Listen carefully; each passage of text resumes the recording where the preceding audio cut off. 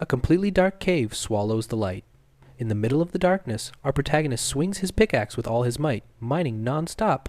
Suddenly, his face lights up with pure happiness. He shouts that he has finally found something precious. It was ink! Bright ink dripping from the rock. He runs to collect every drop in a small bottle with the utmost care. He turns to his shoulder and thanks Nero, a cute little creature that looks like a black kitten, for guiding him there. Leaving the cave, he takes a deep breath and thinks aloud. Will the Pioneer Corps finally accept me this time? As he steps outside the cave, the entire city appears before him. His eyes shine brighter than anything, completely amazed by the spectacle. In the city of colorists, the party is in full swing. The people shouted in the streets, "It's a colorist! Another colorist has arrived!" Several incredibly colorful heroes parade through the sky and on the ground, their cores vibrating as if they were alive. The crowd doesn't stop cheering. These guys just defeated another giant creature that threatened everything. And it continues. As long as these colorists are around, the city will always be bright and always safe.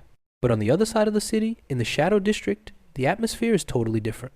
A huge line of people waiting, everyone tense. It's the entrance exam for the legendary Pioneer Corps, the dream of anyone who wants to change their life. But suddenly, our protagonist falls to the ground. Someone pushes him forcefully and tells him to get out of there. Colorists around look on with disdain and say, "How many times do we have to repeat ourselves? This place isn't for you." Still lying on the ground, dirty and hurt, he picks up the paint bottle and retorts firmly, "Why not? I brought paint. I brought paint. What's the problem?" In the absolute darkness beyond the city, gigantic monsters and colossal shadows dominate everything. There, every step could be your last. Meanwhile, the colorists boast. They risk their lives exploring the unknown, bringing back resources and treasures, betting everything on the future of humanity. They are the true heroes. Back at the exam, the red-haired colorist humiliates our still kneeling protagonist. "For someone colorless like you, this is impossible. Get out of here and go do colorless work." The giant door slams shut in his face. On the other side, the cold threat still echoes. "If you show up again, you really die." Head down, sad, our hero walks with his head down. Nero, the black kitten, lets out a cute meow trying to cheer up his owner. He pets Nero affectionately and sighs. "It's okay, there are still many places for us to try. I've already gotten used to it here." But then he looks intently at Nero, smiles with fire in his eyes, and swears, "I'm gonna become the greatest colorist of all time. I promise." He quickly shoves Nero's head inside his jacket and whispers, "Stay quiet in there, okay? Don't get seen." The two continue walking through the dark streets of the Shadow District. He says softly, "Okay, let's try another place." As he walks, he continues talking to Nero. Hopefully some place will accept us this time. But from the top of a building, a guy with green hair stares intently at him. The gaze of that green man is heavy, almost piercing our protagonist, who doesn't even realize it yet. He continues walking through the city, notebook in hand, writing everything down. With each closed door, he crosses out another name and murmurs disappointedly, "Not here, not here either, not here either." He looks at his notebook full of X and lets out a huge sigh. Another day of total failure. Head down, he stops in front of Mari's workshop and accepts. There's no way around it. I'll have to go back. He pushes the door open and enters saying, "Mari, I'm back." Mari, a beautiful woman also without color, breaks into a huge smile. "Welcome back, King." She looks at his face and already understands everything. That funeral face failed again, didn't it? He reaches the counter and confirms, "Very badly." Then Mari turns to Nero, who is hiding, and jokes, "Hi, cute little black boy."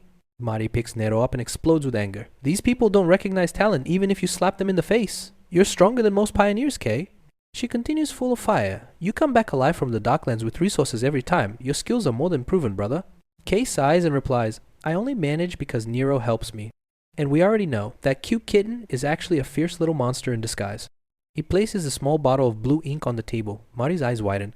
"Wow, thank you. I'll pay you very well for this." Mari pours the ink into the machinery, relieved.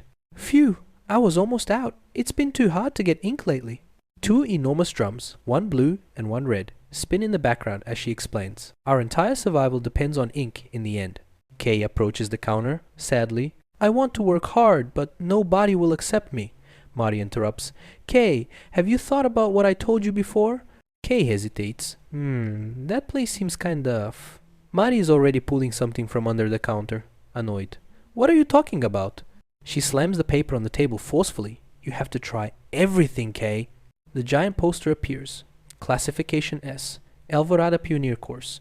Recruitment open to all. Selection 100% by skill. Kay stares at the paper, her heart racing. Body S. I always thought I would fail, so I never tried. Will they really recognize what I can do? Mari jumps for joy. Kay, this is your chance of a lifetime. They said it's just skill. You can finally be recognized. She's radiant. You've always wanted to be a colorist, haven't you? Quick flashback. Kay as a child, in the pouring rain, hugging Nero, crying alone in the dark night. Back to the present. Mari smiles sweetly. We'll always support you, you know. Kay clenches his fist, the fire returning to his eyes. That's it. I can't hesitate anymore. He grips the paper tightly.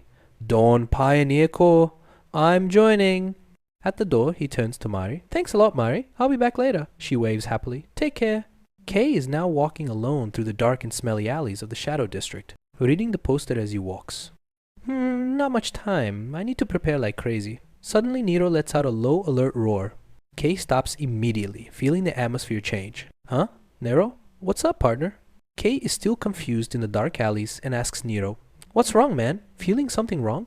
Behind him, the green-haired guy is already pointing a wand glowing with green power, ready to attack. A magical slash flies quickly towards Kay's back. Kay turns his face reflexively, his eyes wide with pure terror. But it wasn't fast enough. The blow hits him squarely and he collapses to the ground, blood streaming down his face. Two guys appear laughing, the green-haired one and the other with dark blue hair, enjoying the scene as if it were a joke. Kay is lying on the ground, thinking bitterly. Nobody cares if a colorless person dies anyway. Nero is desperate beside him. Nero cries loudly, meowing with black tears. Ne? Black? Kay, almost fainting, uses his last breath to whisper, Run, Nero, run! Abrupt cut to a filthy alley in the favela of the Dark District. Kay slowly opens his eyes, completely lost, not knowing where he is or what happened. The green-haired figure grins sadistically. Awake, little rat? He holds Kay by the neck atop a giant tank filled with viscous, deadly black liquid. The villain explains with glee. When all the paints mix, it becomes residue. It's instant death. Not even the body remains. Kay is destroyed, his face swollen with pain. The man continues. Perfect for disposing of corpses, right? Kay grits his teeth. Who the hell are you? With the last of his strength, he screams hoarsely, Why are you doing this to me? The green-haired figure laughs. We were shocked, you know. We never imagined finding a treasure like this in a poor neighborhood. Close up on the villain, an intelligent creature that obeys humans. The blue hair lifts the cage. Nero is trapped inside, his eyes filled with fear. Kay screams with all his might. Nero. Still hanging by the neck, Kay struggles with insane force. Let him go now, you son of a bitch. The villain only mocks. How scary, a colorless scream. The green hair smile becomes even more demonic. This creature will be worth a fortune on the black market. The green-haired villain laughs in Kay's face. Too good for a colorless person to have. Kay blames himself in his thoughts. Damn, I was so careless in the Shadow District. Quick flash of young Kay and Nero alone in the streets. He thinks, I've always endured humiliation and insults. But now the rage explodes. Kay squeezes the villain's arm with insane force and thinks, Losing Nero? My only family? Because of these scumbags? Kay yells with pure hatred. Don't mess with me. The green-haired villain jumps in fright, sensing something is wrong. His eyes widen in utter shock. He feels the color being sucked directly from his body. What the hell? Is it pulling my ink? Furious and scared, the guy throws Kay headfirst into the tank of black residue. Kay disappears into the deadly liquid. The villain wipes his hand. What a waste of time. Nero cries desperately in the cage. The two thugs are already celebrating. We're rich! Let's go to the black market now! Inside the black residue, Kay slowly sinks, thinking with the last of his strength.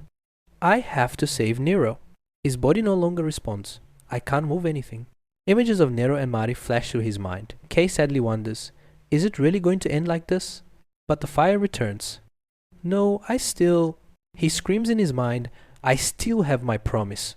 Suddenly, a powerful voice echoes in the darkness. Why are you just standing there? Why aren't you doing anything? Kay is confused. Who are you? And the voice replies firmly, Accept. Within the absolute darkness, several voices scream simultaneously in Kay's head. Accept it. Absorb everything. Save Nero. Accept your true color now. His face changes. Pure rage. A deep voice echoes. They're back. Suddenly, the black residue begins to be violently sucked into his body as if it were a black hole. He is divided between light and darkness. Half his body white, half black. Energy exploding around him. Kay looks at his trembling hands, completely lost. What is happening to me? I was inside the ink. Now his eyes are bright white in his black face. He murmurs confusedly, "Who am I really?" The thought cuts through everything. Nero. From the bottom of the tank, he raises his head and stares at the two sons of bitches up there. Narrator whispering, "I didn't want to say anything, but these guys are going to get a beating." He sees Nero crying in the cage, his heart pounding. K raises his hand high, dark energy swirling wildly, and thinks with all his soul, "I will save Nero, no matter what it costs." Out of nowhere, a gigantic flame of black residue rises from the tank with demonic force, engulfing everything in front of the two bandits.